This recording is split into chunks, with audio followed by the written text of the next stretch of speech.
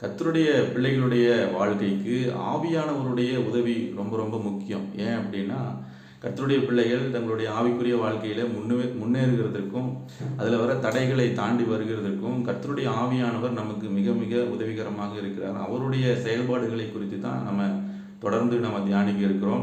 இன்றைக்கு நம்ம என்ன பார்க்க போகிறோம்னா, அப்போஸ்தலர் நடவடிக்கைகள் 1ஆம் அதிகாரத்தில் 8வது வசனத்தில் நம்ம பார்க்கும் பொழுது, பரிசுத்த ஆவி உங்களிடத்தில் வரும்பொழுது என்று சொல்லி அங்கே இருக்கும்.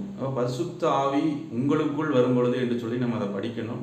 பரிசுத்த ஆவியானவர் நமக்குள்ளே வரும்போது நீங்கள் பலனடைந்து எருசலேமிலும் யூதேயாவிலும் சமாரியாவிலும் பூமியின் கடைசி பரியந்தமும் எனக்கு சாட்சிகளாக இருப்பீர்கள் என்று சொல்லி அந்த வசனம் நமக்கு சொல்லுகிறது. அப்போ ஆவியானவர் ஒரு கர்த்தருடைய பிள்ளைக்குள்ளே அவர் தங்கி வாசம் பண்ணும் பொழுது முதலாவது நமக்கு கிடைக்கிற ஒரு பலன் என்ன அப்படின்னா, அவர் நம்மை பலப்படுத்துகிறார். அது நம்முடைய சரீர பலத்தை குறித்து சொல்லப்படவில்லை.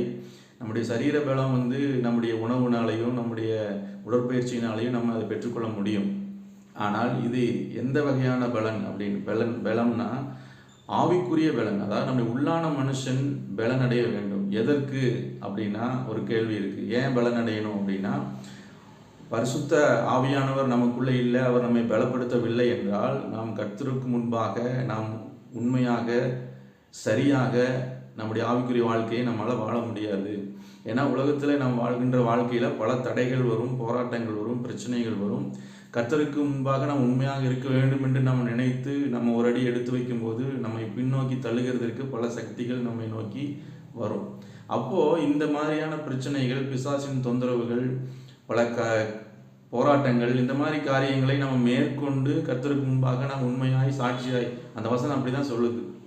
எருசலேமிலும் யூதேயாவிலும் சமாரியாவிலும் பூமியின் கடைசி பரியந்தம் நம்முடைய வாழ்நாள் முழுக்க கர்த்தருக்கு சாட்சியாக அந்த வேத வசனத்தை பின்பற்றுகிறவர்களாக கர்த்தருக்கு முன்பாக உண்மையாக செம்மையும் உத்தமமாய் நாம் நடக்கணும் அப்படின்னா நமக்கு உள்ளான மனுஷனில் நமக்கு ஒரு பலன் தேவை.